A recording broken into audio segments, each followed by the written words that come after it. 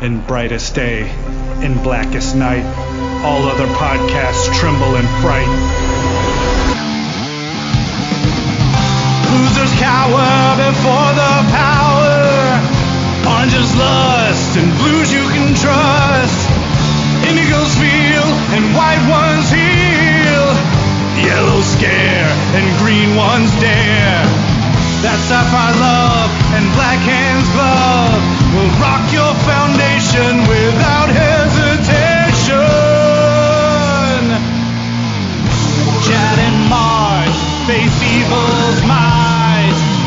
Respect their power, for they'll make you see the light.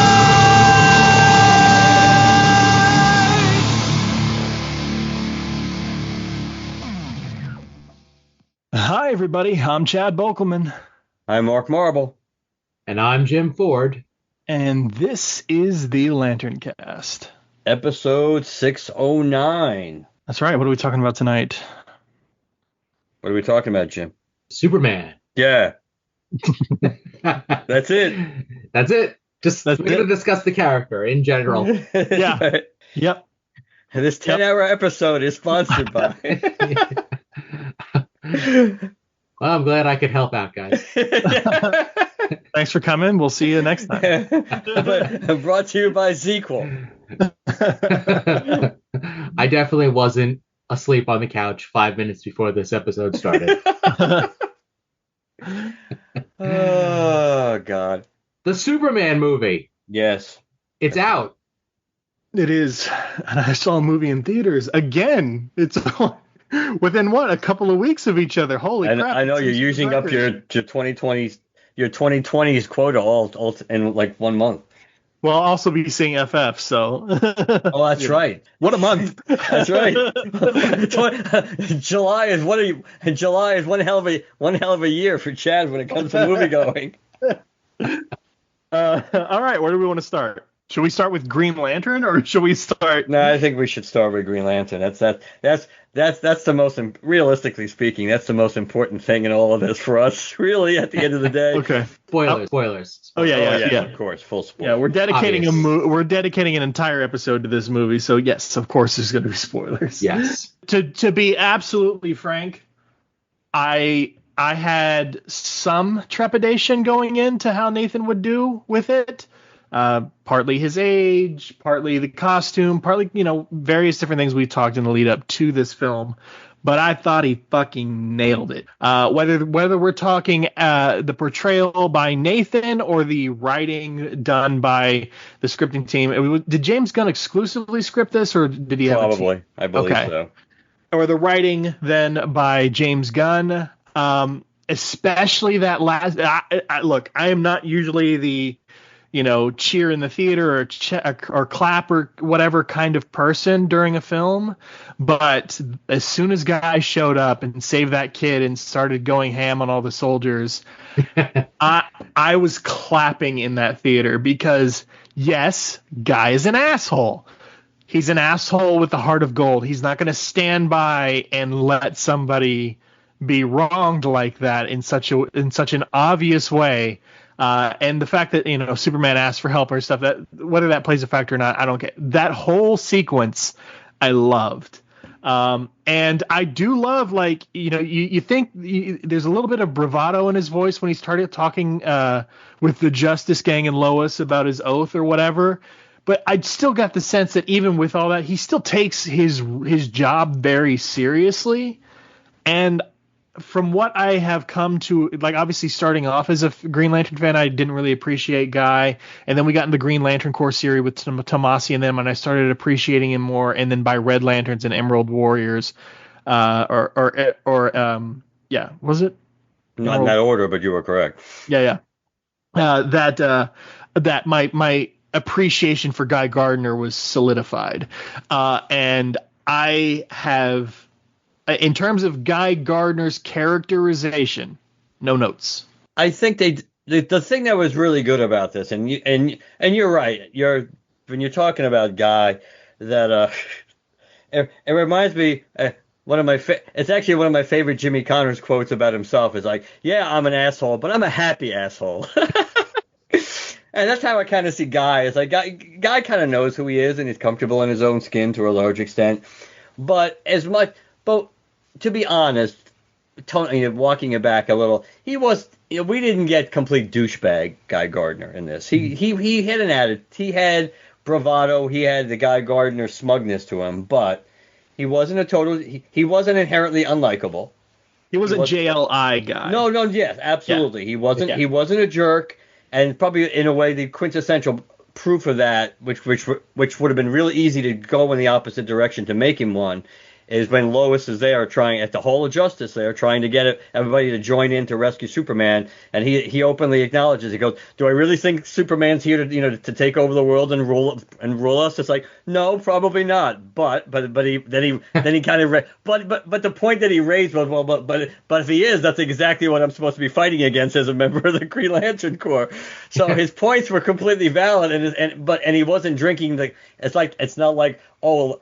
He heard bad press, and all of a sudden he flipped the switch on Superman when they clearly all of them have an established relationship going on here. So I did appreciate the fact that we had, even though they gave him the bowl cut, this was kind of like post bowl cut Guy Gardner to a large extent, I think, attitude wise, but a little bit of that bowl cut era attitude too. But I do think, and when it came to this, James Gunn did kind of like nail it.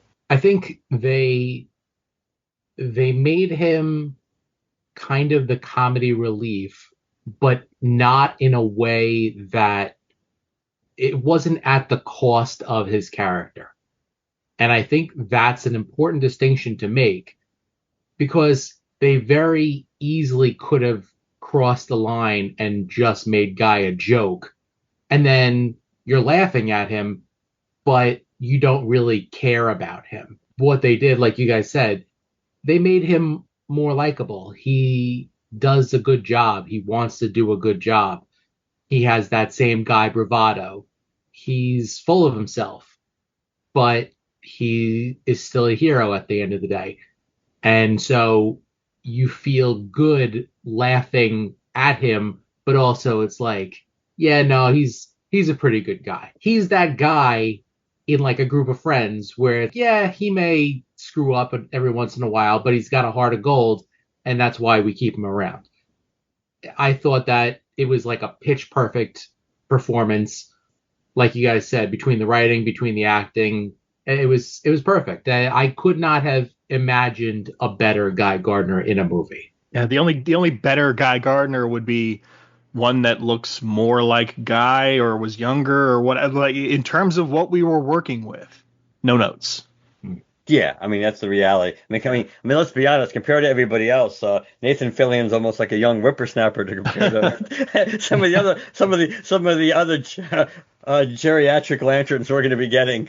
And I think, and it makes sense. James Gunn took this approach when it came to Guy, because let's be honest, our least favorite Green Lantern, Ryan Reynolds, has done enough to make Green Lantern a joke for the past 10 plus almost 15 years. That it would absolutely be shooting yourself in the foot to come out and the first time we actually get to see a Green Lantern again on screen to just do the same thing and make this character a complete utter joke. Be not only be not but not likable, but be just like a moron, and everybody just has complete disdain for him and no respect for the character, because then it's just like, okay, you just good way to revisit the material. Yeah, pretty much. Yeah. No, when they went to go fight in the whatever country, and he's got the hands coming up with the middle finger, like I was laughing in the theater at that. And it's not just that. It's because we talked about this when we were talking about trailers, because we get the whole sequence now. The fact, again, I have to emphasize the fact that he's not, like, every time I think, like, let's say the multiverse is real and a Green Lantern ring somehow shows up on one of our fingers one day in the future, what would our first experience trying to use the ring actually physically look like? I'm picturing my fists clenched. I'm picturing like laser focus on the ring. I'm picturing my arm shaking, trying to force it to work. A real, gritting my teeth or something. And he's not even looking. at soldiers. He is waving his hand as if he's casting a spell, just, dismissively, and massive constructs are coming up out of the ground and knocking people for a loop. So, like, the fact that it's effortless for him was so impressive too. Yes. Yeah, it definitely adds to how competent he is. Oh yeah, okay. He's not a complete joke. Like he is capable. He's very capable. The sequence with the kaiju too, in juxtaposition for that, because he, like, the kaiju is a bigger threat. He's just dealing with soldiers. He's with his own actions, he's saying, "You're nothing. You're flies to me." Like, much in the same way, like some feats of strength performed by Superman, which we'll obviously get to later on in the discussion, are very comic booky and show, like, the level of power or whatever. This is like a display of power, because dealing with human problems like this is nothing. You got guns, great. I've got the most powerful weapon in the universe on my finger, and it takes me nothing to use it right now. But the kaiju, he couldn't get, the oven mitts wouldn't stay on. He tried to put the muzzle on. Like there's different factors at play there, and you could even visually see the difference in the way he worked the ring. He was a little bit more intentional with it, a little bit more concentrated, trying different things. Getting knocked for a loop, flying back around. Like, so, like, I again, when I'm talking about, and hey, even in the background of that scene where Superman is talking to Lois and they're fighting the interdimensional thing, and he creates the baseball bat and whacks it on the head. Like, every piece of Guy Gardner in this, I was very impressed by. And let's just really quick before I forget it, the whole scene when he goes to the other country with Metamorpho and Hawkgirl, including when he's sitting in the diner watching what's happening on the news, and you see him take that pause and think as he's chewing his bite. All of it, I loved.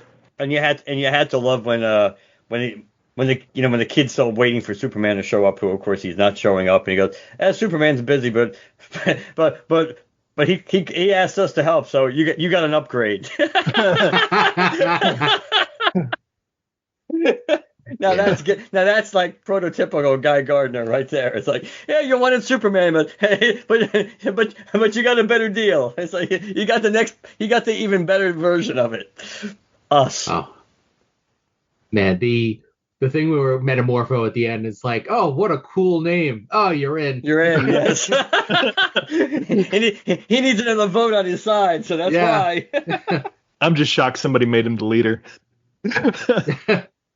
Well, it does make you wonder it does seem on the surface he actually is, but it also makes you wonder if it's like one of those things where, we let Guy think he's the leader because it makes him happy and it keeps him quiet. But at the end of the day, obviously. I imagine Michael Holt is probably busy with his own company outside of his secret identity and then running all the data. And then Hawkgirl, I don't think Hawkgirl gives a shit. Yeah.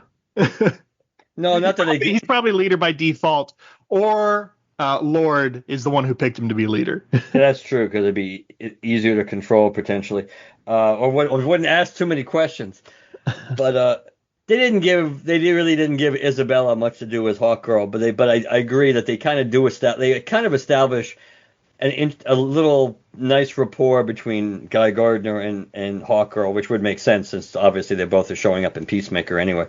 But but they do kind of have this, even though they don't really have that much dialogue between the two of them, you kind of see that they do kind of like push each other's buttons in a different kind of way. So I think that also works. It would have been nice if they gave Isabella Merced a little bit more to do, but somebody had to get shafted when it came to that, so you kind of knew Hawkgirl all along was the most likely one. Yeah, using Guy as a springboard to other topics in the Justice Gang and stuff like that. I will go following that lead with Hawkgirl. When she first came in and started doing the scream, I was like, oh, interesting choice. But that very quickly grew on me. I liked that. The hawk scream that she does every time she's flying around and stuff like that, or taking a swing with her mace or whatever. That was awesome. I got to say, I even liked the detail in her. Did you guys pay attention to the detail in her apartment when she was watching the news? about what was No. happening in that other country. She's got No. archaeological shit all over her apartment. I mean, just so much attention to detail, and there's lots of it throughout this movie, but that was one of them. And also, I've been thinking about this for a little while now because I have been, as you guys know, going out and buying Guy Gardner merchandise from the movie to review on our YouTube channel. So I've been seeing the actual costumes a lot in person quite a bit. I think Hawkgirl's costume of the Justice Game might be my favorite of all three of them. I just really like the colors. It's different. It stands out. Now, obviously, you got the Justice Gang symbol or whatever, the Maxwell Lord symbol on all of their chests. So I could do without that on every one of them. But design out wise, Hawkgirl's I thought was great. The whole I'm thinking we're going to see consequences for her killing a state official in future stuff. Maybe something like Peacemaker. I don't know. But I didn't have a problem with her killing him. Not just because he was a bad dude.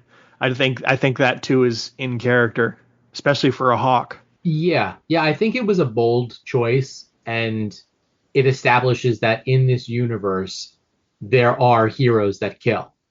Superman not being one of them, but they definitely, there are heroes that kill. Yeah, I think it's important to show the differentiation between the characters and their values, and you're probably right, Chad. It's setting up DC Civil War like in 5 years.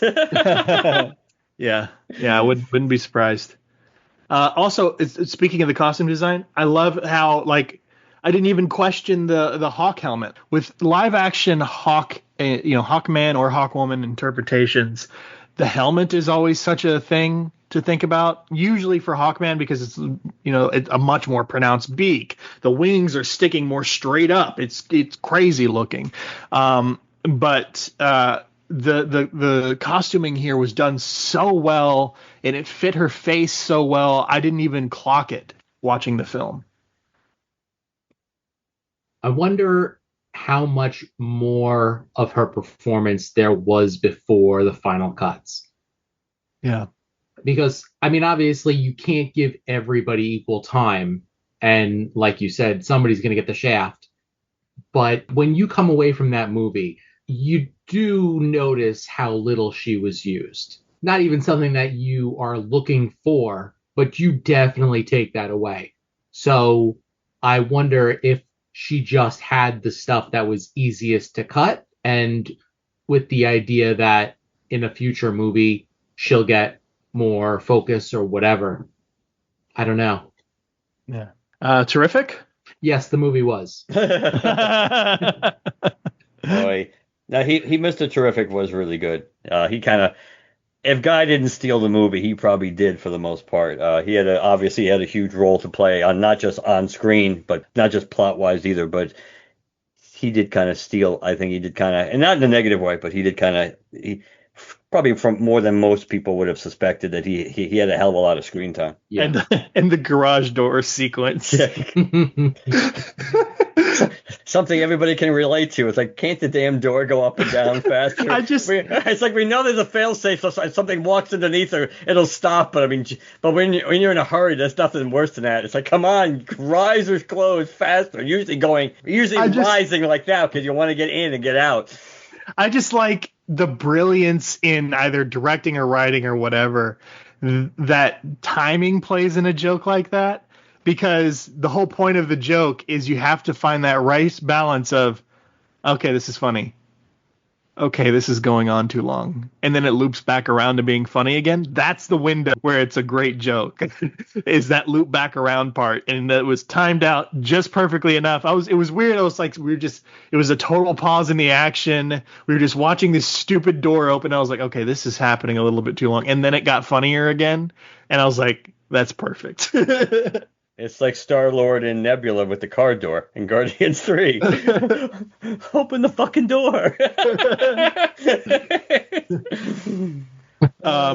Really great. I mean, the interpretation of the tech. I've seen a lot of people on social media can do this comparison already.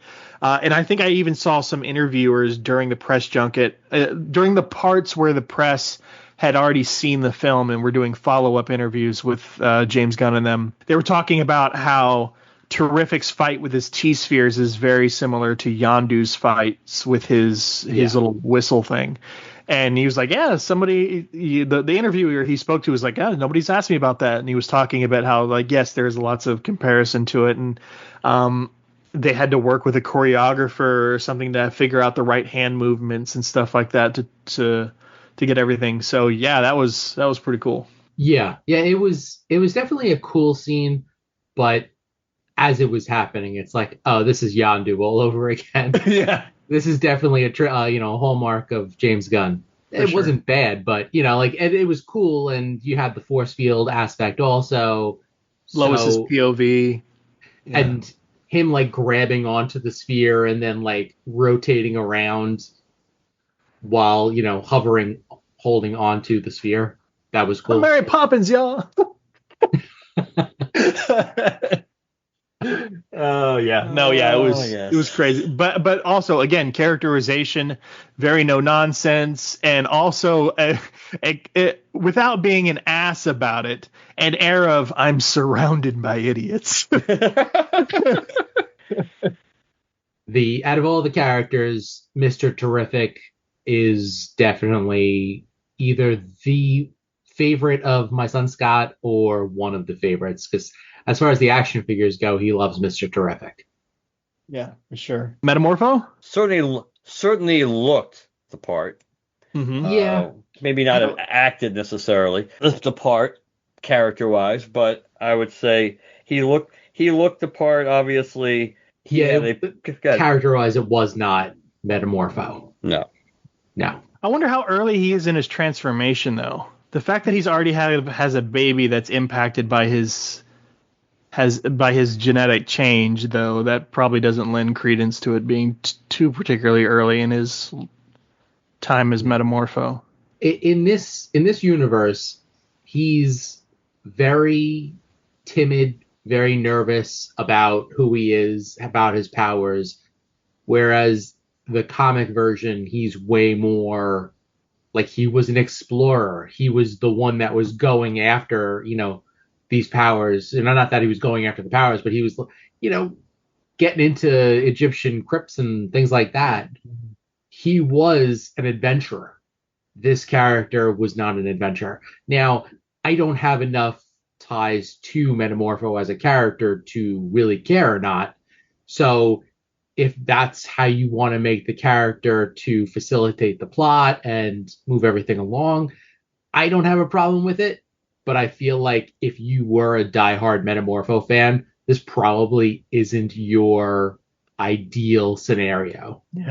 Yeah, I agree with that. But that's kind of why I asked how early he was in his mutation, because there was a part immediately after he changed. Not in all interpretations, but definitely like the JLU version and stuff like that, where Metamorpho was like, this man, this monster, and don't let Sapphire see me, and like, very unsure of himself and scared of how the world would react to him. So, but again, the fact that they already have a child together that's affected by it, I don't know. Which, by the way, felt almost kind of wasted. That whole point of there being a son, it's almost like you could just Lex could have kidnapped Sapphire instead. Why did we have it? Again, lends credence to the question you asked earlier, Jim, about like how much of this movie was cut. Was there more with Baby Joey? Because there's even figures of Baby Joey. How much more was there? Like, one of the toys also features like an abominable snow type monster that was supposed to be somewhere around the fortress area. Yes, but we never. Yeah, so we never saw that either. So, how much Baby Joey was there? Maybe there was more point to him being there other than just motivation for keeping Metamorpho in check. I don't know how much more Baby Joey you could have had in that movie. Although I will say that the amount of Baby Joey that we got, the rest of my family refers to Metamorpho as Joey's dad. So... the impact of Baby Joey was significantly felt. Scott, my youngest son, he has he got the first birthday, the whole set of the Target exclusive set. Yeah. So it comes with like a bunch of the figures, And then that's Crypto and the set. Joey. Yes. Yeah. So he gets to play with Baby Joey and Metamorpho all the time, and he's loving that. I haven't seen the big Baby Joey. Yeah. The McFarlane one that's almost in like a Yeah, Funko shaped box. something like that. So I don't Yeah. even know if my son would want that, It's usually let in the alone back wall of Target where all the more exclusive collectibles are. we check that too. Okay. Like we always check that. Like, we check all the sections. But yeah, no. Regardless, I don't know if it's because it's not if it's selling well and we just haven't seen it, or if they haven't put it out yet, or I don't know how well it would be received. But my impression is that that character was received really well in the movie, and I feel like he was definitely put there to sell toys, which makes sense. You gotta push toys, so why not? I don't know how much more they could have done with the baby though. Like, Yeah. I will say too, specific to Metamorpho, I don't have any particular issues with how people's powers were portrayed in this movie, and I think Metamorpho is a great example of this because at one point they let his whole body just go gaseous and he was like a floppy floating head, which looked ridiculous. But again, that's how his powers effing function. So like, I love that they didn't just go, okay, well, this looks a little ridiculous. We need a little change here visually. Or no, that's how his powers function. It would look stupid. Let's just go with it. So I thought that was cool. It was weird. It was otherworldly, but it's meant to be weird and otherworldly. So they just freaking leaned into it. Baby Joey, $20 on Big Bad Toy Store, Jim. I'll keep that in mind in case my son asks for it. $19.99. In stock. This is a minor quibble, and it's with the action figures, but this is as good a point to mention it. It bothers me when you have the option to buy each individual figure and collect a piece to get number 4 versus buying a box set where the box set is the only way to get Lex Luthor, Baby Joey, and Crypto, and then no parts whatsoever to build your robot. So as it is, we have the box set, and then I went out and I got the engineer so that he had another villain to play with. And eventually, I'm sure that we'll get Hawkgirl and Green Lantern if we see them. So we're going to have 3 pieces of the robot, and that's it because we already got the figures. They can't expect, like, how many people are going to buy 2 of each figure just to get the robot and Lex Luthor and Baby Joey and Crypto? It's irritating. This is not the first movie where it's been done. They've been doing this for a very, very long time. It's one of those pet peeves that I figured I'd throw out there right now since we're talking about toys. I agree. They don't make it easy. No, they don't. To the point of the Abominable Snowman, I was just reading actually earlier this evening about how there was a scene where when Crypto was dragging Superman back to the Fortress of Solitude, they're passing a bunch of dead Abominable Snowmen in the snow, and Superman's like yelling at Crypto. It's like, you have to stop killing the Abominable Snowmen. And it tested so poorly that that's why they cut it out. Oh. So. Which makes sense. Yeah. Yeah, because, I mean, you can't even say there's a fine line. There's a pretty distinct line between just being a bull in a china shop and being careless and causing non-fatal damage to different and to replaceable things, as opposed to, oh yeah, it's like because his owners are drunk, he has this real problem with listening to anybody, and he kind of kills anything. Even though they kind of gave you the I guess they gave you the impression of that concept anyway when Clark said he had to take the dog away from us farm because he was afraid he was going to kill Pa Kent's cows. So I guess they got but in the movie it almost comes across as, oh, he's just kind of kidding around. So but we had seen him already kill before. It's like, oh, he's, no pun intended, he's dead serious. He's going to kill every animal on this farm. He's got a taste for blood. That's right. Put him down. Yeti murder. Jim, there is a Superman robot McFarlane figure. So in terms of getting the kids a robot, there is one of the. It's one of the deluxe edition, like collector's edition, and it's like one of the platinum figures that are harder to find. Yeah, definitely not. That's not going to happen because of scale. I think. Oh yeah, because of scale. Because I also think that those 12-inch figures, the more bulky, like less articulation ones that are like $10. Yeah. I think there's supposed to be a Superman robot of that as well. That's really cool if they did that. I haven't seen or heard that. I actually would have gone for that, but because there's a bigger selection of characters in the 5 or 6-inch line. Yeah. That's kind of what we're going with. Although he also has the superpowers Superman from the movie, just because that one's a little bit smaller and, more handheld kind of thing. I've only seen one picture of the Spin Master 12-inch, though, so I'm not entirely sure if that's right or not. So, but yeah. Cool. All right, let's get into the movie itself then. Which movie? Casting was good, which would be expected because that's one of James Gunn's strengths. Yeah. I can't really think of anybody who's horribly miscast in this movie at all. So I think I can. Oh, you're right. I'm sorry. You're right. Well, we can delve into that or just wait to do the parents plural in its own little mini segment. But you're right. That I agree with you. That I think Ma and Pa Kent were horribly miscast. But I kind of thought that all along. I never bought into it when I first heard and I first saw it in the trailer. I didn't think it was going to work, and it does. And to me, it doesn't absolutely at all. Most of the other things that were questionable, like Miss Tessmacher, it's how it's written. It's not necessarily how it's cast. I mean, it's how she's written. I thought that she did a decent job with what she was given. I didn't have any major issues because that is her character. Yeah, Valerie Perine's character had a little bit more going on, I think, behind the scene. She had a little bit more, I think, under the hood going on.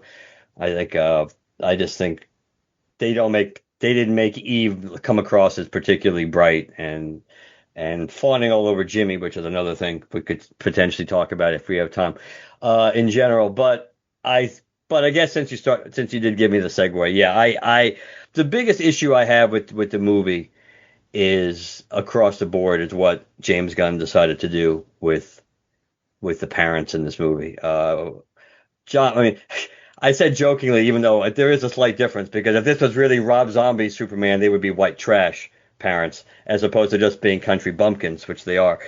But making them so bumpkin-like, I know it's not unrealistic to have that happen.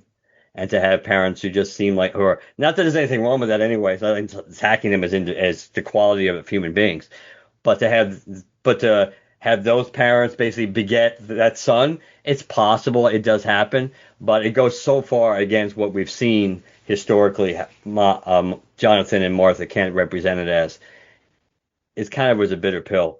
I don't think that like that aspect, them being country bumpkins, I think they definitely played it up in this movie, but that's not what I had a huge issue with. To me, like you said, as soon as they cast those people, it felt off. It just felt off. They didn't feel like Ma and Pa Kent. They definitely didn't look like Ma and Pa Kent, and they didn't have the feel of Ma and Pa Kent. But you know what? I said, it's James Gunn. Got to trust the process, whatever. He's usually pretty great about this stuff. And then when we get the chemistry between them there was nothing. There was nothing there. The parents were doing the best that they could, and Superman is doing the best that they could, but there was zero chemistry. They did not feel the father. I felt there was a little bit more of a connection. Well, yeah, because he has that one important scene with Clark that makes, which we saw in the trailer, of course. But the point was that's it. And like that was almost heavy-handed. It was necessary for the scene, but that was the only bit where it's like, okay, well, you feel the connection. When she's like, I cleaned your suit and I cleaned your boots, whatever, like, it felt like that could have been his dry cleaner.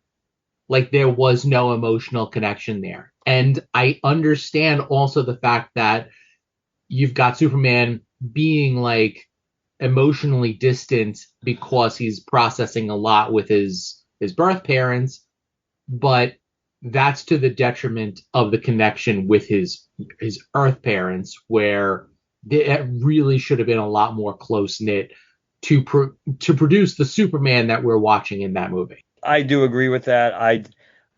So I guess deep down it's kind of hard for me to judge how much I hold it against because they just come across as the bumpkin. But that may just be the icing on the cake as far as it just seems like the whole how they decided to make the parents and their relationship with Clark be so different that I guess it is kind of hard to know which one was kind of like stuck in my craw more when it came to that. But that's a sliding scale compared to what they did to Jor-El and Lara. That's kind of nothing. Oh, sorry, I didn't. Go ahead. No, you say what. Go. Do you fit? You say what you want to say about Jonathan and Martha before we get into the big thing. I can see what you guys are saying. From my perspective, I didn't necessarily feel like like John and Martha were particularly perfectly cast or perfectly executed or whatever. There wasn't really enough of them on screen for that, other than Jonathan's speech to Clark. But beyond that, my problem with the parents wasn't necessarily the actors or the way they were portrayed. It was the relationship with Clark, not necessarily even when he's face to face. Clark looking annoyed or impatient while he was talking to his mother on the phone or ignoring her phone calls. There were, I forget when they particularly happened in terms of what else was going on, but there was one moment where it was happening, and it might have been the conversation where like she's like leaning over the coffee table and yelling into the phone or whatever. Don't be a stranger. That conversation. Yeah, that conversation. Yeah. He seemed particularly just irritated the fact they were calling, which didn't feel like Clark's relationship with his parents. That particular instance is the thing that I felt was the most against what his relationship with his parents should be like. Now, don't get me wrong. I'm a very big introvert. When my own mother calls sometimes, or to be very fair, when anybody, my mother, my sister, my dad, when anybody gives me a call, there is this moment of where I'm just like, I gotta talk to somebody, and it's not even the fact that I have to talk to them. It's just I have to talk to somebody, and I'm in my moment. I'm eating something or whatever. I'm doing my solitude thing, and my peace has been interrupted. But I'm never like, oh my God, that person, or I never let it. I try very hard not to let it show through to impact my relationships with my family. But it just felt very anti-Clark to be frustrated at this conversation with his parents. I agree. I think that's so it's interesting because in a way we're all picking up on one aspect, but it's all one aspect of a whole, because no matter how we slice it, the relationship between Clark and his parents, no matter where we want to zero in on it, whether we think it's the casting, how they're portrayed, or the specifics in their relationship, that we all kind of picking up on that's a problem.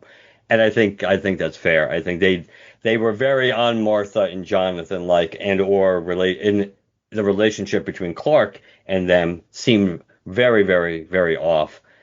I think that's true. And then clearly the odd decision at best, unless like Jim and I have been talking about, unless at some point James Gunn decides, right, whether he has a plan originally or not, whether he decides to kind of walk it back somehow. The decision to do what they did with Jor-El and Lara just seemed so head scratching from the perspective that we know part of what makes Superman who he is because he's a child of two worlds. And he's trying to walk the line between both because he knows he was born from one but raised in another.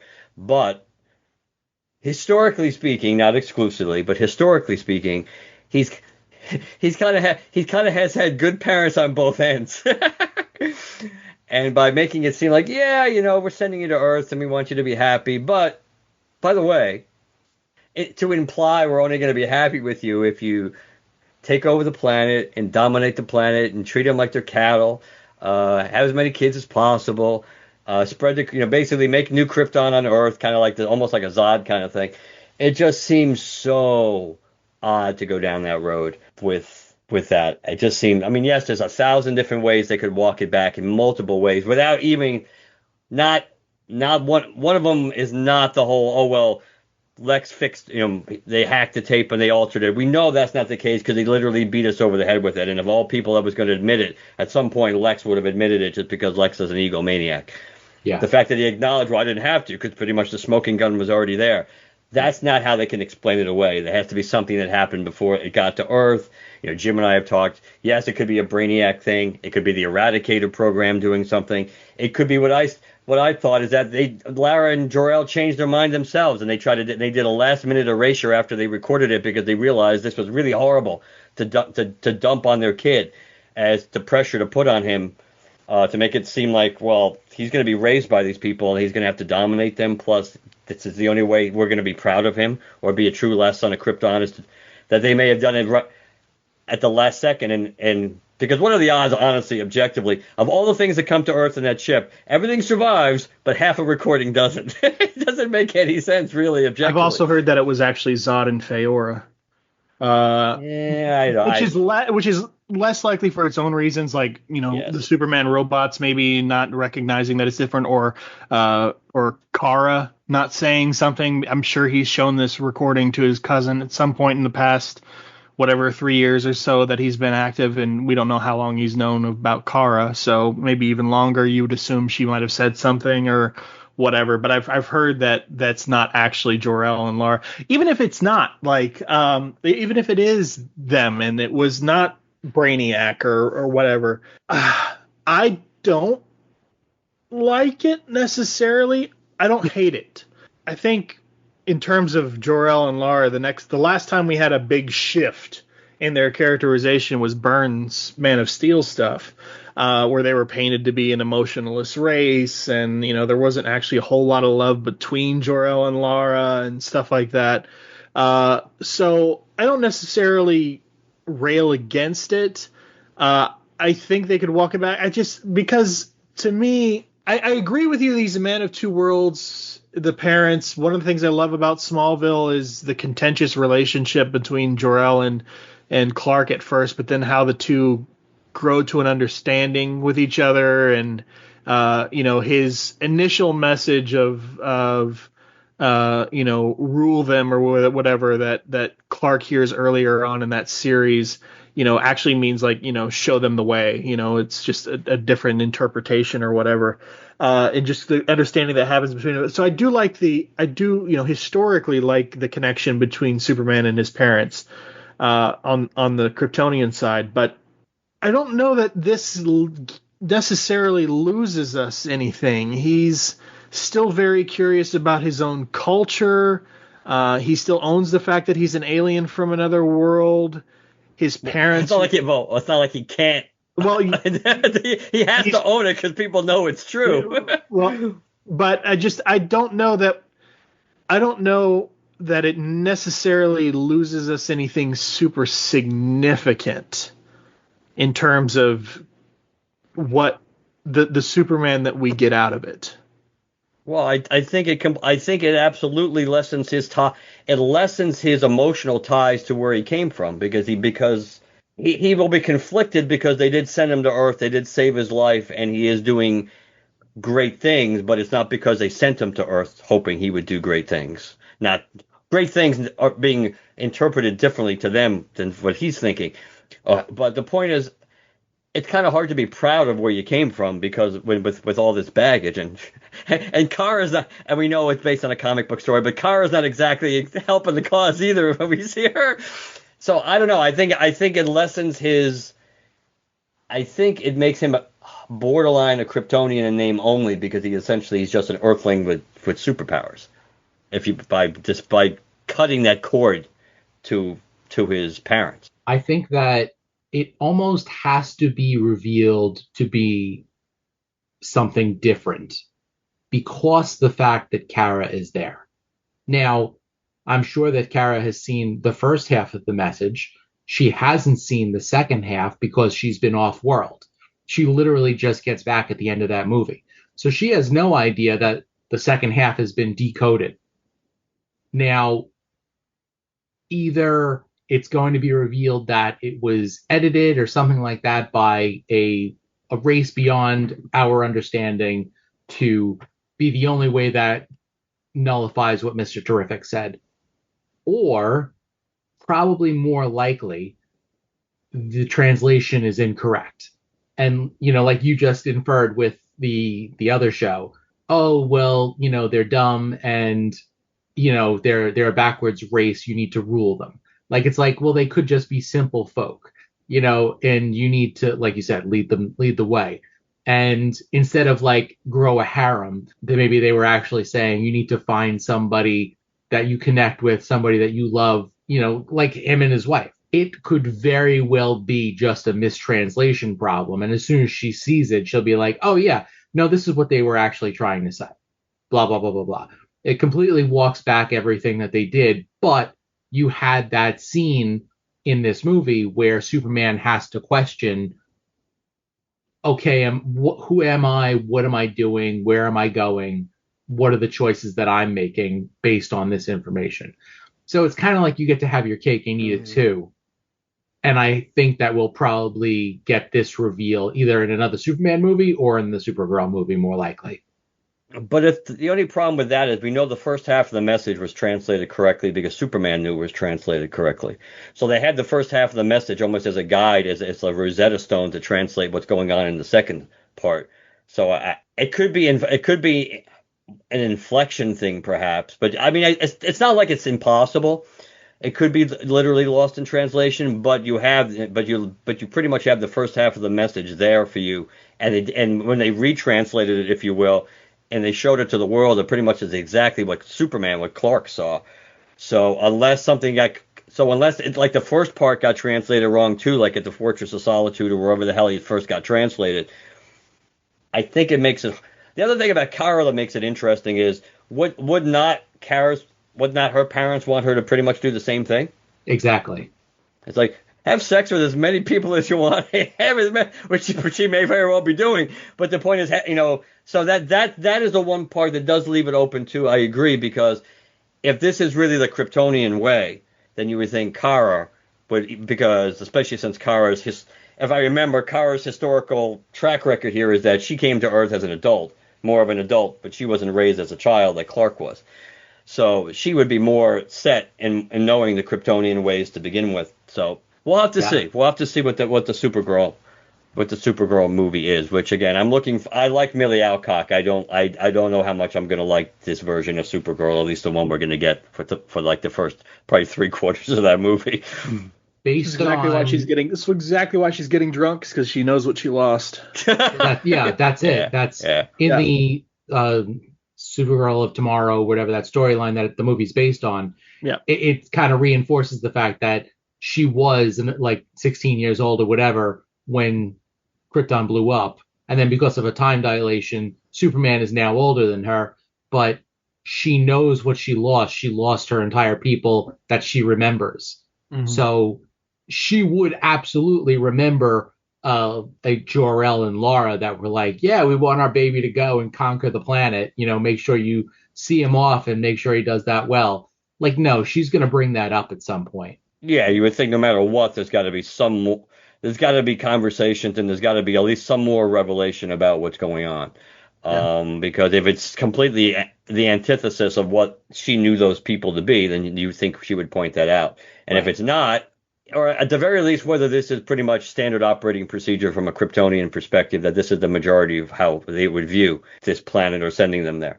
So yeah, but that's one of those things that is up in the air. But like I said, it did bother me a lot what they did with Jor-El and Lara.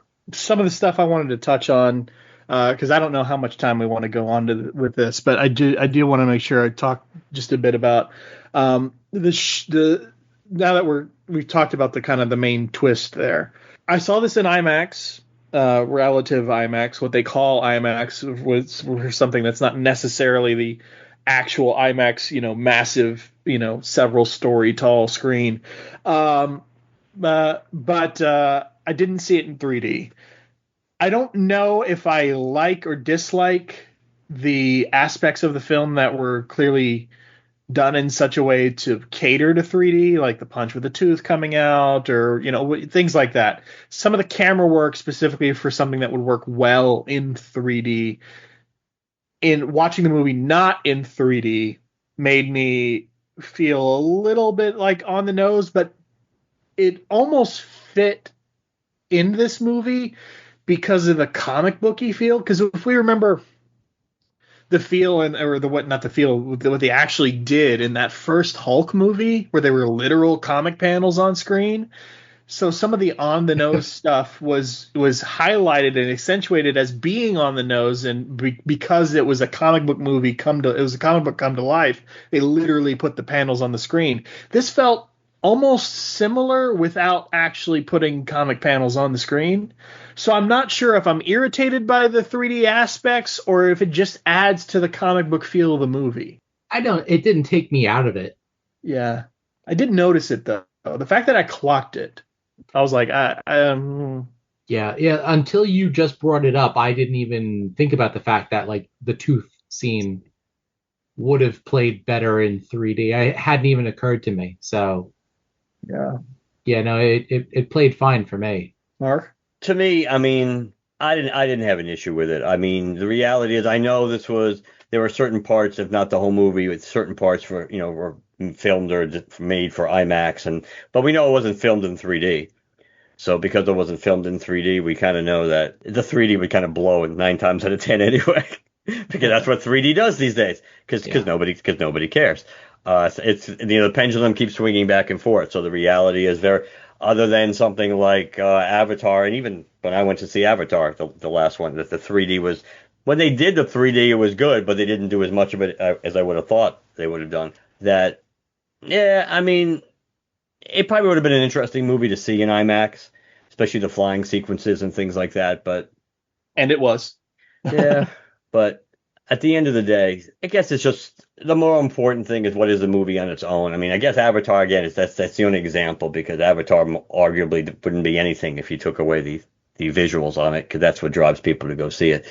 Yeah. But I thought overall the story was okay. It wasn't fantastic. I mean, it wasn't earth-shatteringly great, but it was interesting. I liked being dropped into the world that, the 3 years pretty much with Superman being Superman, and I did like the beginning with everything in increments of three years,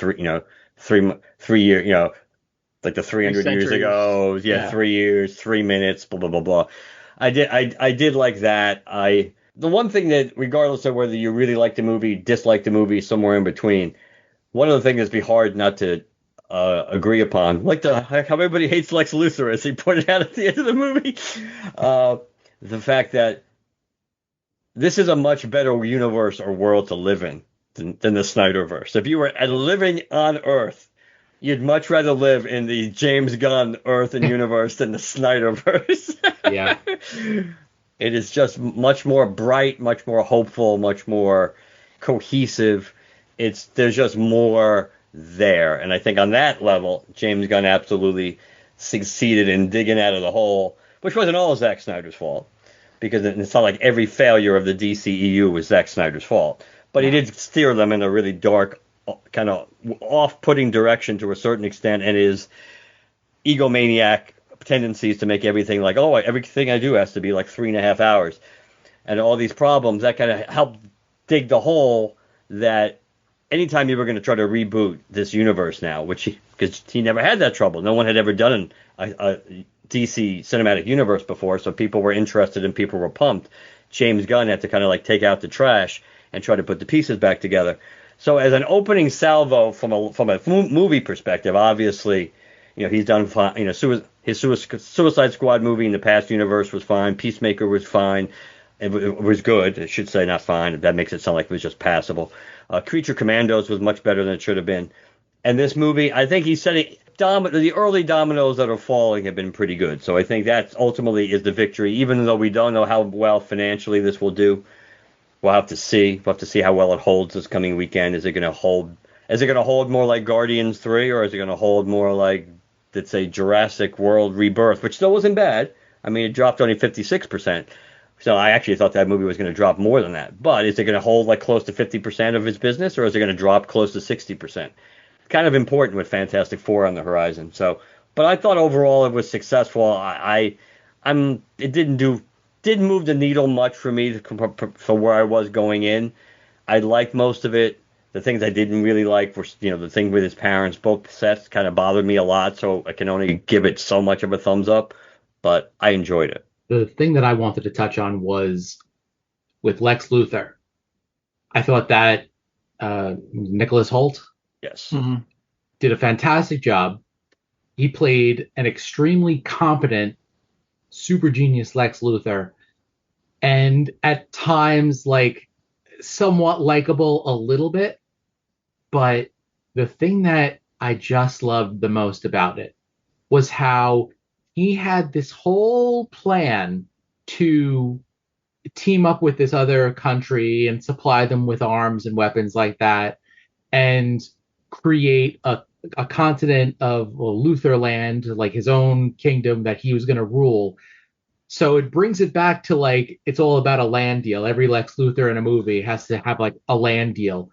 But the key to it in this movie is that all of that was just a ruse so that he could get away with killing Superman. That, to me, was like, oh my God. Okay, so yeah, we've got another Lex Luthor who's obsessed with a land deal, but not quite. It's like they were making fun of the fact that they were hanging a lampshade on the fact that that's always what Lex Luthor does.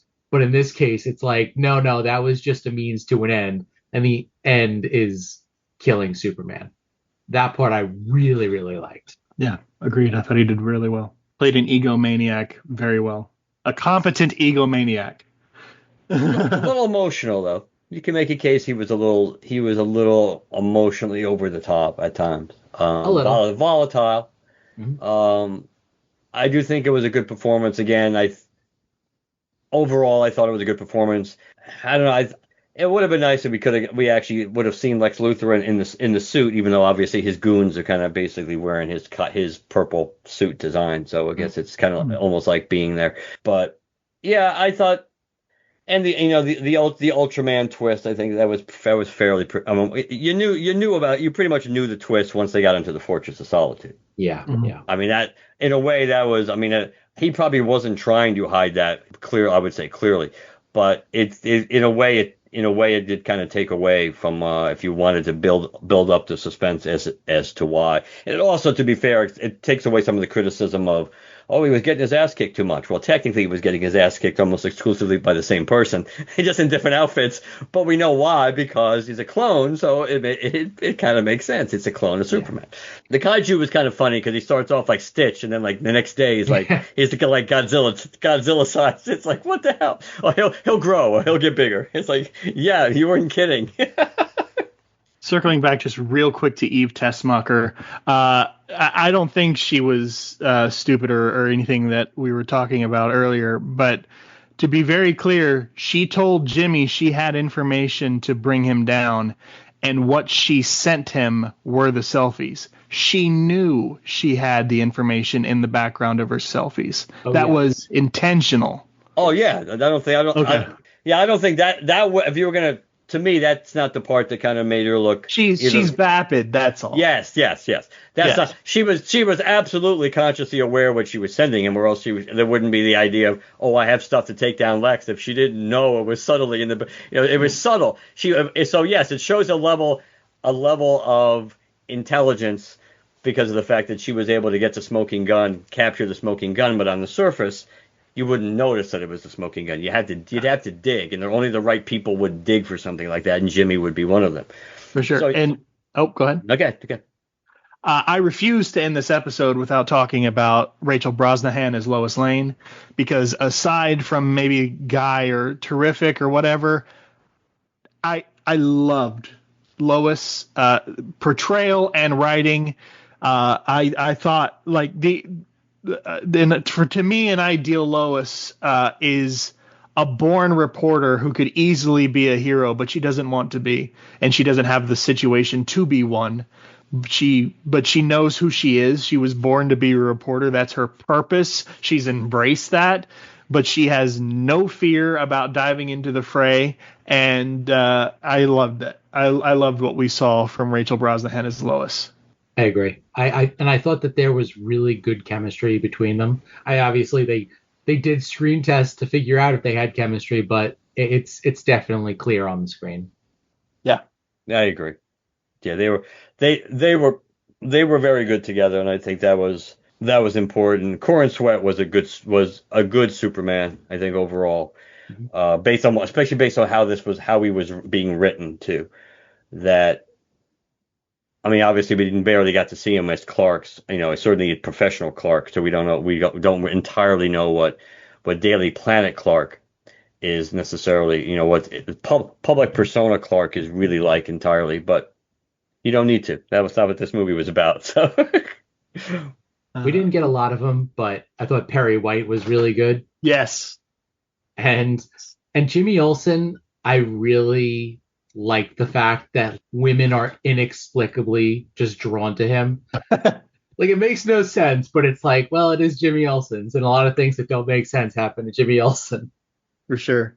One thing I also wanted to mention is I really like that Malik's sacrifice mattered in the end. Yes. At least at the very least in terms of the article that ends up on the front page in the final sequence of the movie.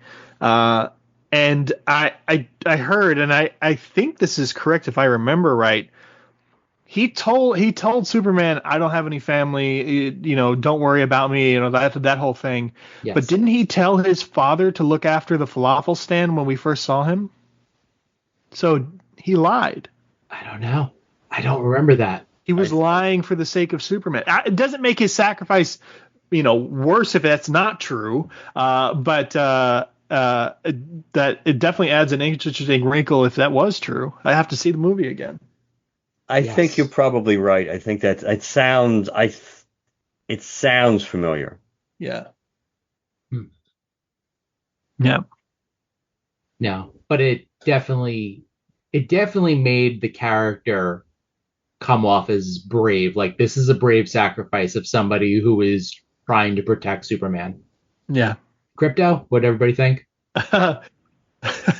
I like Crypto for the most part. They did. I mean, especially because at least they give you the built-in explanation at the end because of how completely unruly and undisciplined Kara is. That's why Crypto is exactly the same way. No boundaries, yes. as Gary said, no boundaries. Yeah. Yeah. I thought I'd have more of a problem with it, but they did enough with the comedy, and he's unruly, but he is loyal. So I think that's enough. Yeah. And they were smart to take out the scene of Ultraman punching him. They were smart. Oh, yeah. we riot. So we're talking power levels. Yep. Yes. So there's been obviously, in addition to the Jor-El Lara thing, one of the complaints I've seen about this movie from some people, aside from the Steiner stands, who I don't track any of their critiques for this film, is that Superman. Well, actually, you know what? Somebody reached out to us over on Twitter, looking forward to this episode, saying Superman got beat up and then had to be rescued too often in his own movie, but otherwise I liked everything about it. Thank you, Anderson, for that. But that's kind of a critique I'm seeing from some people. I don't necessarily buy that, just because, again, the opening credits Mark talked about earlier established this is the first defeat he's ever suffered. It's at the hands of basically himself, his first equal likely he's ever gone up against. We see what they say he's at 80-something% right after they fix him up. And then he immediately goes into the kaiju battle, which then leads to the report. And then he turns himself in and is taken away into a dimension with no sun, whatsoever, while he's already not at 100%, and then experiences prolonged exposure to kryptonite. And then after escaping, goes back to face himself yet again. So I don't necessarily think his power level was a problem here. By the way, while he was depowered, he somehow managed to fight off a bunch of people in a like antimatter proton, whatever the hell that river was, while holding on to Baby Joey and escaping the gravity well of a black hole. Yes. Well, when he escaped the gravity well, he had some solar energy repaired because of Metamorpho creating a mini sun almost for him. Right, but even after that, he was big. He could barely stand. Well, he was still suffering from kryptonite poisoning, so he was more functional, or it was more like it was like a short-term charge, but like a buzz that he got off the sun, but because he was so damaged that it wasn't that it was going to wear off, and then he would need the more prolonged rest period to be able to move beyond the poisoning. Mm-hmm. Yeah.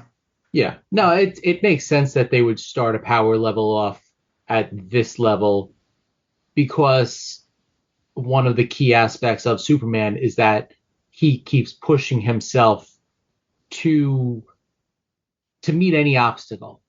So if you had him moving planets in this movie, then it's like, well, where do you go from there? You know, how is Superman going to push himself to go any further after he's already moved planets? Like, it's just kind of, it's a moot point at that point. So you start him at a more reasonable level where it's like, oh yeah, Superman can get punched and beat up and whatnot. And yes, granted, it's, you know, himself most of the time, but even the engineer did some damage. For sure.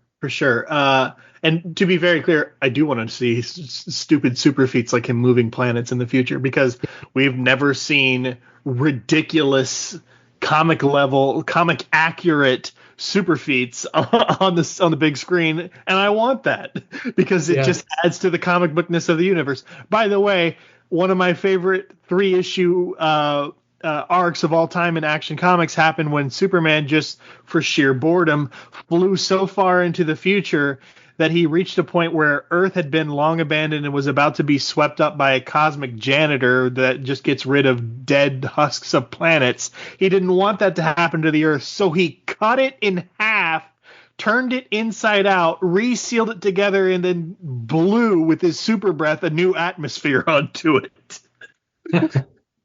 I want to see that bullshit in the movies. I don't care. I'm not clamoring for that story. I'll take DC 1 million, but I don't necessarily need that story. Oh man. But regardless, all right. Sorry, we talked about the power level. What else? Ultraman. Oh yeah. So one of the critiques that I've heard from the Howler Monkeys online, I mean the Snyder fans, was that this Superman kills because he killed Ultraman. And also the kaiju, which Superman definitely didn't kill the kaiju. So like that right there is like, okay, well, you didn't see the movie, so your point is invalid. But the idea that Superman killed Ultraman, it's very, very nebulous, because all he did was push him so that he flew into the black hole.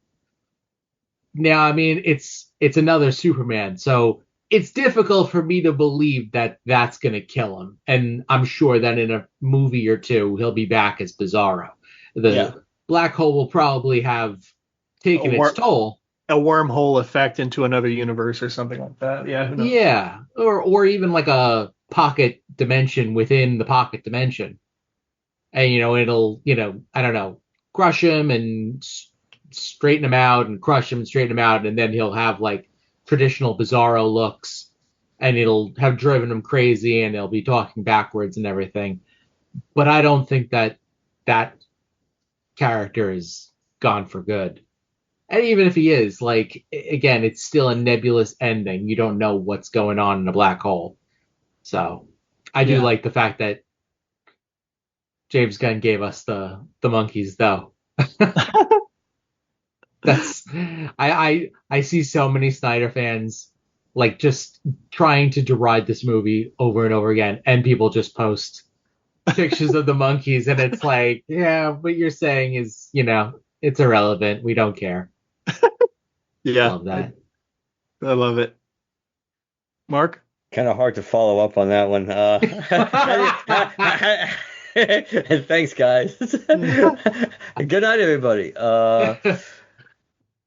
I mean, the monkeys thing was rumored for the longest time. So was that really? I think actually from people who had seen the movie, I think there was something out there that had been confirmed that was actually that was going to be in the movie. But it's not like he actively tried to kill. I mean, he didn't have that much of a choice to begin with. He was running out of time. Even they had to solve the bigger problem of everything splitting friggin' apart, thanks to Lex making his pocket dimension because he just has to screw around with stuff. See, Doctor Doom would have done a better job with that. I don't know. I think it's like he just threw him and it was just it's not like he dropped him like I'm trying to use the best analogy. It's not even as blatantly obvious as in Batman Begins with the Ra's al Ghul thing. I don't have to save you. It's like what are you gonna do at the end of the day? Now yes, plus it leaves it vague. We know it's vague. I mean the whole premise of if anyone's gonna survive going into a black hole, it would be Superman anyway. So that's pretty much what's going on here. So I'm just trying to think any other major things. Oh, also, comic logic with death. If you don't see a body, they're not dead. Yeah. Well, you think, Mark, the monkeys made me think it just the sheer ridiculousness of it, of like, him having like this whole host of them who have been altered in some way or just have a cap or whatever.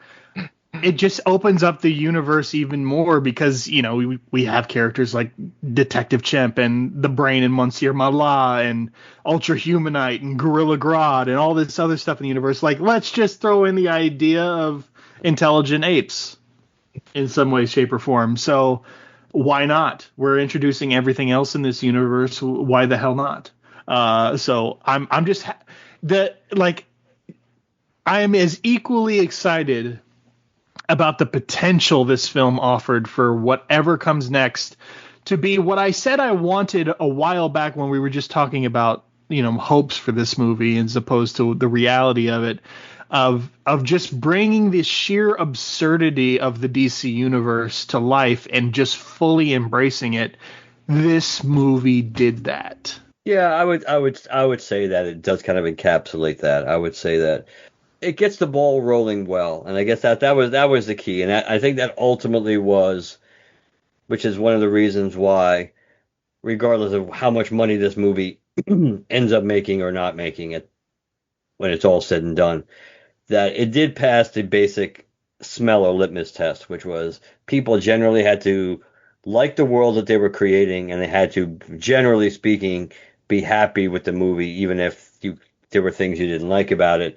But you like I said before, it's a nice place to be regardless, as opposed to that dark cesspool that pretty much was the Snyderverse, where everything was gloom and doom, and even like a character. I mean, even a character like Barry, that was kind of like he's got a lot of baggage in his background too, but obviously the way he was being portrayed, he was just kind of so dumb and goofy for the most part that even that character was just couldn't escape the darkness at all in the DCEU.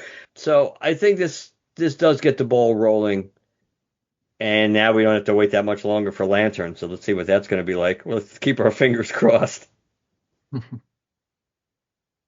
No, I liked it. Also another moment in the movie I really, really enjoyed and, got a big smile, nearly clapped. The moment where he saves the woman with the building, holds it and lets her drive off. And then she looks back at him coming up out of the dust. Our Gotham reference. Yeah. On the bridge. There was a Gotham City reference on the sign on the bridge. Or catching that look at him in her rearview mirror and smiling or nodding with gratefulness or whatever. That was awesome. That wasn't any better than him saving the dog or the squirrel, though. Come on, Chad. I don't know about the squirrel moment was, oh god, remember all the rumors? It's like, it's Chip. We're gonna get a Green Lantern squirrel. It's like, no, he saved a squirrel. Of course he did. Yeah, that was a nice touch. Any other closing thoughts? There's Observations? There's always something we're gonna miss. I'm just trying to think if there was. Yeah, if this is the tone he's going for this universe and with this film, and I haven't seen. The robots, Jim. Don't you want to talk about the robot? Oh yes. Oh go yeah. Ahead. But go ahead, I just didn't want us to go. That just popped into my head. Okay. Yeah, if this is the tone he's going for in this film, and I haven't seen Creature Commandos, but if it's similar-esque or whatever, I will say, in terms of lanterns, what we see with Guy and what we see with the tone of this universe, I have more, I don't know, restored, not by 100%, but I have more hope and anticipation for what lanterns will be. Well, James Gunn has come out specifically and said that every project will have its own tone. Mm-hmm. So the tone of Superman won't necessarily be the exact same tone of anything else. Now, it's the same universe, so there will be aspects of the tone, but you shouldn't expect a Superman type tone with everything else, just to manage expectations. Yeah, setting up the universe, I guess I meant, as opposed to tone. Yeah. The universe this offers makes me a little more anticipatory of lanterns. Yeah. As far as the robots, Alan Tudyk, he's playing K2SO again, but it was fantastic. It was just very, very funny. I like him as a sarcastic robot character. And what a great character arc for going from championing the mechanical nature and the unfeeling nature of them to crying the blues because he wants to be Gary. I'll call you Gary. Thank you. I feel like he doesn't want to be called Gary. I feel like that's a slight at the name Gary. I thought it's like, Four is a name. Yeah, so is Gary. And nobody wants that name. I don't think that's how he said it. He was longing for a name, which is why Clark gave him a name at the end, because he pointed out, well, four is a name. It's but it's good to see that the robots who were so amazingly trash in way too simple fashion, but were able to come back again, which is what you would expect, because you know the history in the comic books that those robots do tend to get wiped out pretty quickly. Oh yeah, they're definitely red shirts in Superman stories. Yeah. But they got better. Yeah, they did get better. I'm not dead yet. I feel happy. Sorry. I watched Monty Python and the Holy Grail recently. Mark, we made it through the entire episode and he never referenced it once. I told you that wasn't going to happen. Let's see if you can lead them into it for a few seconds. We have a little bit of time, so it's not like we can name that tune in 3 hints. It's like, no, I thought, Jed, that knowing you and the kind of things that you notice in DC movies and television shows, I was surprised that you didn't have to shout out the fact that there were a couple of things that they did show in this movie. Oh, Cat Grant's tits bouncing up and down? No. Just kidding. And they didn't really show those well, but for the record, everybody playing along at home, if you're not on social media as much as I am, it's basically become a meme at this point, and everybody's like talking about, in their comments, if you go to comment threads about Superman related stuff or people posting reviews or whatever, you'll see a comments that's usually highly upvoted, but that Cat Grant scene though, or something like that. And she looks so much better as a blonde. I rarely ever say that about anybody, but actually seeing her normally and then seeing her in that outfit, it's like, yeah, that's a much better look. What are you referring to specifically, Jim? Well, specifically, Morgan? Okay. where did they go and get coffee? Oh, Jitters. Yeah. Yes. Yeah, yeah. And And the Big Belly burger joint? Burger. Yeah, yeah, yeah. All Yes. that stuff. I did Yeah. notice that, but there's so much to focus on in this movie in terms of reviewing it that You let me down, Chad. I'm just saying. I already talked about all the stuff they introduced in the world building and stuff. Like, Mark had to bring up the Gotham reference. So, See, it's funny because it was close to coming out before because when we were talking about things we hadn't talked about yet, and the bridge thing is one of the when we were talking about saving people. But before that, the bridge thing was in my head, and then we kind of segued out of it. But then when you kind of came back in when we are talking about opening the door to talk about the squirrel and then saving the other dog, it's like, oh, now I got to remember to go back and mention the bridge thing because that was a nice little very easy to overlook if you're not paying attention world building moment, just let you know that, hey, yeah, they're referring Gotham City is it's on the other it's the other turn off on the left lane. I think was Gotham City. yeah, the world building and everything was great, including the minute stuff like references to Jitters and stuff like that. Also, like Stag Industries, the fact that we saw Sapphire Stag. They cast somebody to be Sapphire Stag, and she was on the screen for half a second. But we took the effort to do that. That was cool, and the Maxwell Lord of it all as well, because at the very end, because we knew that he was the backer behind the Justice Gang or whatever, but like. We put him on the screen and we made sure that we put him in we showed him in such a light that it's like you can almost I don't know if this is just my DC knowledge slipping through, but it felt like like he's taking the place of Lex. The cachet that Lex had before all of his wrongdoing was exposed has now just shifted over to Maxwell Lord, and he's taking advantage of the spotlight, and he's kind of claiming that space as his own. I love that, as much as it everything that they put in this movie in terms of references to the rest of the DC universe or things within the DC universe was done with the what felt like the best intentions as opposed to just dropping an Easter egg. Yes. Because you could have easily just, metamorpho and he has his son, but we don't necessarily have to see, him with his wife. We don't have to see that necessarily. We could just assume when he joins the fray that, I don't know, he has someone looking after the kid or whatever, that he has found a safe space for him. We don't have to take the time to show fucking Sapphire Stag on the screen, but they did. This is true. There you go. I definitely want to see it again in theaters. No, for sure. But you're being forced to watch Ironheart first, Chad.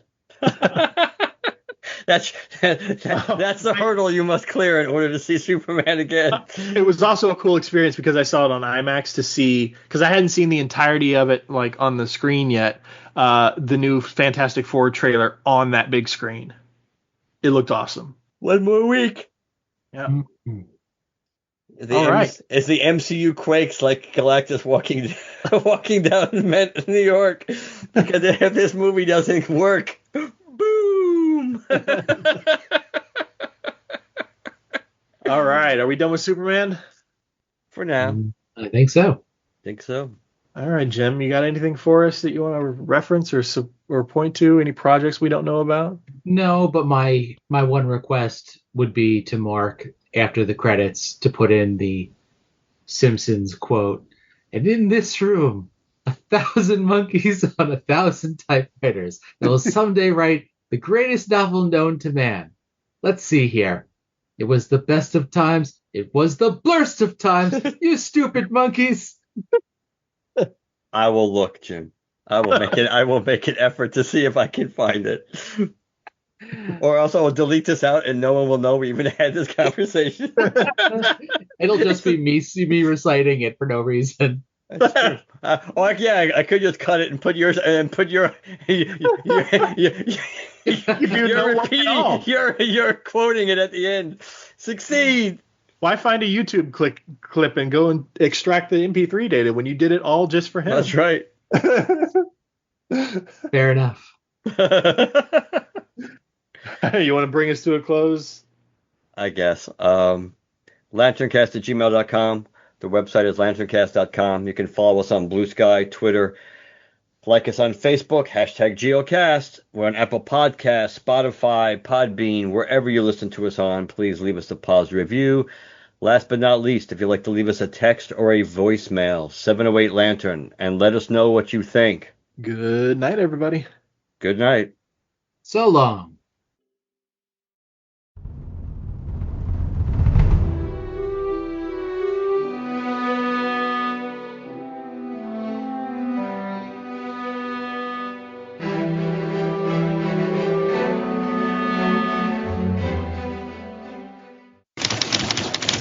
This is 1,000 monkeys working at 1,000 typewriters.